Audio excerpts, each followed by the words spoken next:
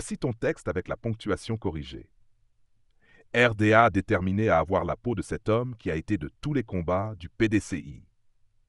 Pendant que lui, M. Bou, coulait des jours doux à Londres et Genève, festoyant entre champagne, milliards et wokisme débridé avec ses potes de la Macronie, il a lancé contre lui ses sbires de la nomenclatura des octogénaires. Mal lui en a pris. Jean-Louis Billon ne s'est pas déculotté. Bien au contraire, il a fait face avec détermination. Il sait que ces individus qui se prétendent propriétaires ethniques du PDCI ne peuvent rien contre lui. Il sait que dans le domaine de la légalité pure, aucune règle, aucun code, aucune charte du PDCI ne joue en sa défaveur. Il sait aussi que son adversaire, M. Bou, est un lâche qui a toujours fui la confrontation et le combat démocratique. Bébé nourri aux mamelles de l'argent public, Tidiane Thiam, alias Bou, n'a jamais su ce que se battre signifiait. Ainsi, Jean-Louis Billon s'est dressé devant lui avec son collectif d'avocats pour pousser Thiam, alias Bou, et ses acolytes à rester dans les limites du droit, pour montrer qu'il n'a pas peur d'eux et qu'il est prêt à faire face à leurs intrigues et à les battre à leur propre jeu. M. Billon a relevé le défi de se présenter devant le conseil de discipline.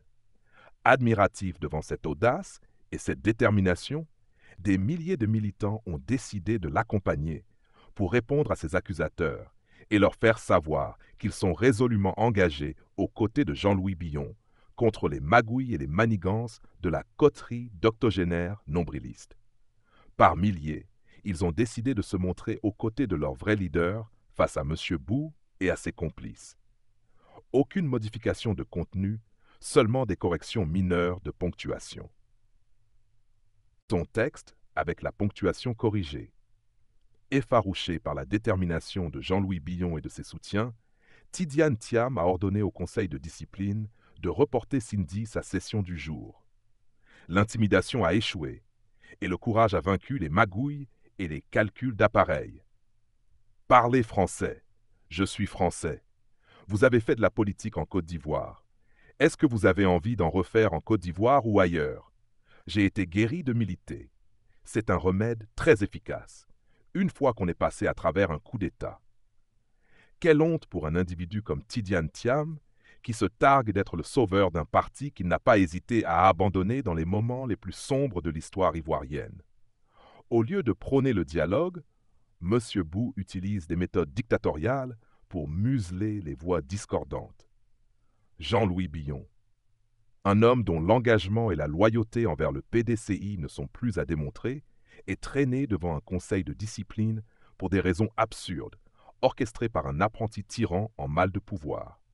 Cette décision est non seulement injuste, mais elle révèle une stratégie claire de Tidiane Thiam, diviser le PDCI pour mieux asseoir son autorité contestée. Un dirigeant incapable de fédérer ne mérite pas de prétendre à la présidence d'un grand parti, encore moins à celle d'un pays.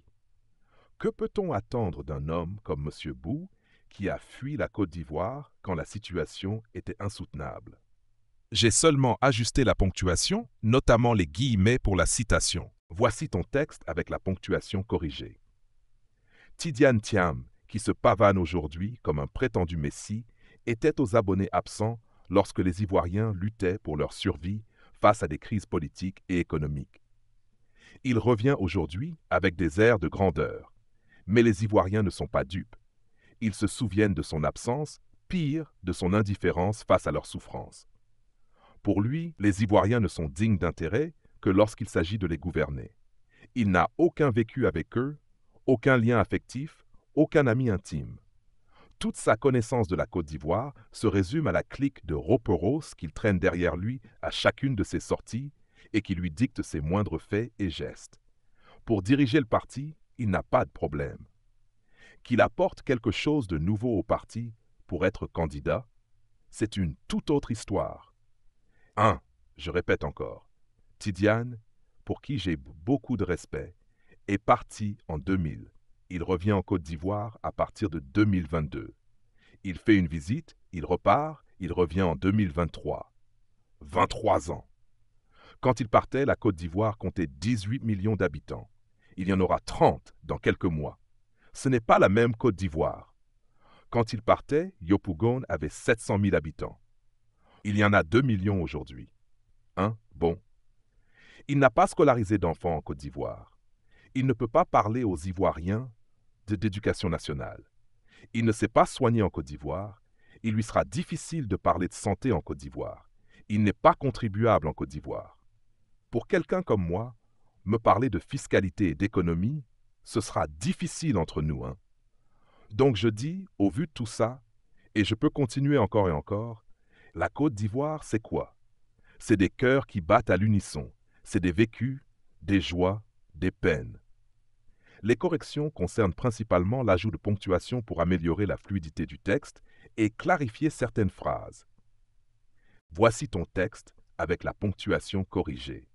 Il n'a pas connu Laurent Gbagbo, président de la République, les 10 années de refondation du FPI au pouvoir, hein? Il les a méconnus. Pour quelqu'un de notre génération, qui n'a pas connu des chapitres entiers de la vie ivoirienne, c'est difficile, hein? Et je pense que par décence, il ne devrait même pas être candidat. Je le dis en toute honnêteté. Vous prenez une constitution comme celle des États-Unis, qui est la plus pragmatique. Pour être candidat, il faut avoir vécu les 14 dernières années dans le pays. Et c'est normal. C'est normal. Alors, les jeunes vont vous dire, bon, quand on avait nos joies, connaître la première qualification de la Côte d'Ivoire en Coupe du Monde, il n'était pas là. Voir le pays coupé en deux avec toute la crise ivoirienne et tout ce que ça comporte. Quand on va parler de réconciliation nationale de tous ces sujets, il sera exclu. Donc soyons sérieux. Je dis, le débat politique n'a pas commencé. Quand le débat politique va commencer, la lacune sera trop importante. Mais c'est un candidat à une présidentielle. A-t-il une équipe autour de lui pour combler des lacunes s'il y en a? Que oui, il y en a. On ne gère pas un pays par procuration. Ce n'est pas un dossier bancaire où vous acceptez le crédit à la fin, non. Encore une fois, c'est un véritable vécu. Et quand vous faites des propositions aux Ivoiriens, c'est parce que vous savez ce qui se passe. Vous vivez, on ne vous raconte pas. Moi, on ne me raconte pas la Côte d'Ivoire. Je la vis, je participe. Donc, lui, alors, je peux être dur, hein, et je le suis, parce que la politique se fait avec vigueur.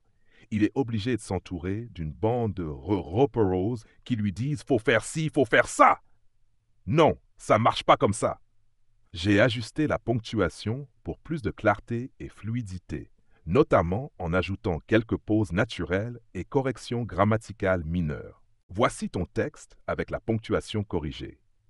Cet homme, qui ne connaît pas la Côte d'Ivoire et que la Côte d'Ivoire ne connaît pas, veut se vanter de son prétendu réseau d'amis à l'international.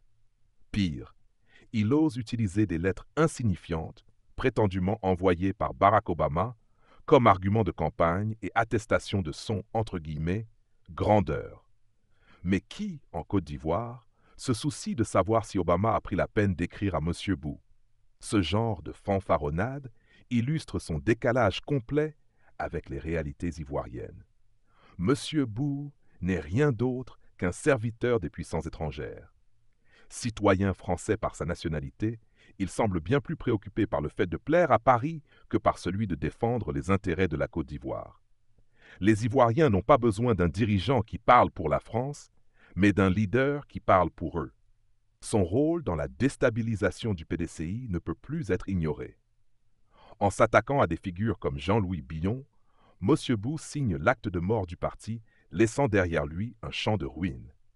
Malgré les attaques, Jean-Louis Billon reste une figure de courage et de droiture.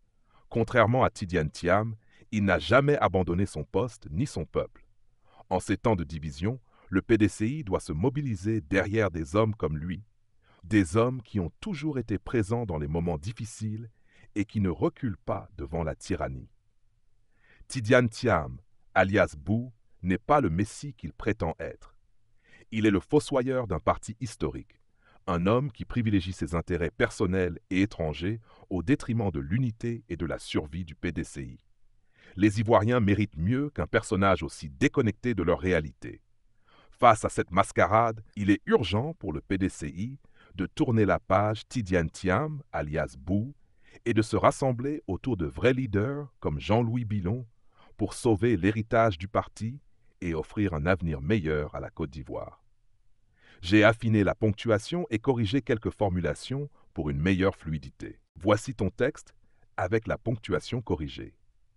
Alors vous êtes appelé pour devenir directeur financier du groupe Dassault.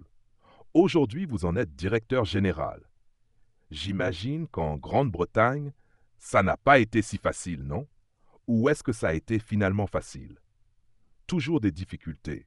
Mais comme m'a dit un jour le président d'une entreprise britannique, ton problème dans la City, contrairement à ce que tu crois, ce n'est pas que tu es noir, c'est que tu es français.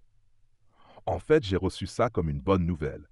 Ça voulait dire que ce n'était pas une question de couleur ou de race, mais une question de différence culturelle et d'approche différente dans la manière de présenter les choses. J'ai corrigé quelques espaces et ajouté une mise en forme plus claire pour la citation.